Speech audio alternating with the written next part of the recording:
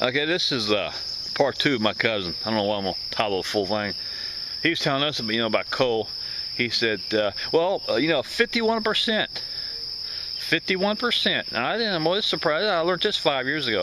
51% of our coal comes from electricity. Down here at the Ohio River, you can sit there and you can sit there on the bank. You can watch barges coming up. Cincinnati Synergy. They purchase coal. I think it comes from West Virginia. And I got on YouTube and watch how they process that coal to create electricity. And they pulverize it. And it's pretty neat when after coal burns how they get rid of the ashes. Coal's a big business. Well, I should know. I had an uncle who used to be a coal. He wasn't a coal. He didn't dig as far as he was an electrician in the coal mines. So of course, a lot more responsibility there. But they don't. The old days. You heard your grandpa and grandma how we had to dig coal with an old pickaxe. Those days are long gone. Do you know how they dig for coal now? Do you have any idea how they dig for coal? By the way, the average coal miner with overtime makes $100,000 a year. 100 grand. There's a video on YouTube.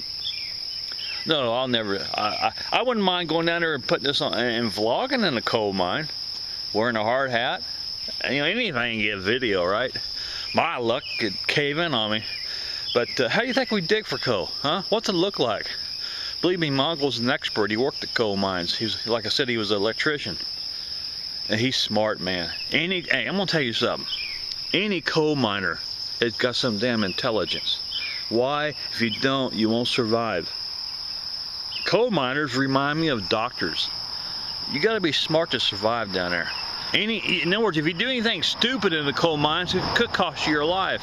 But anyway, how they dig for coal, you know what a dough roller looks like, a wood dough roller. You seen your mom use a dough roller to press out maybe a pizza dough. Have to look, and it's got the carbon tips on it. They just dig it. Now the machine goes in there and just eats it up. It goes against the wall. It looks like a dough roller with pins and needles on it. It just digs the hell out of the coal. They can get a lot more coal in less time than what they used to. See, my grandpa, I got a picture of my grandpa, my mom's dad, 1940. They had a piece of plywood in front of them when a picture was taken in West Virginia coal mine. And him and a jackass in 1940, that's how they did it back then. It's tremendously changed. And of course now it's union.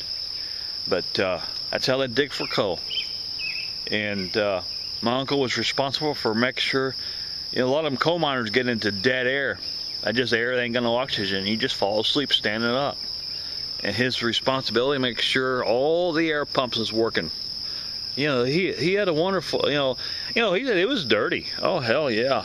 He said sometimes you had to wade in water and crap. He's a real dirty job. But pay was there. Man, you go down. And by the way, you don't take no watch when you go down. So when you're down, the good thing about the coal mine, you go down there and there's no sense of time. You don't even know what time it is. I guess when you hear the alarm go off, you take your lunch break. Other than that, you don't know what time it is. He said, man, time just goes by so damn fast down there.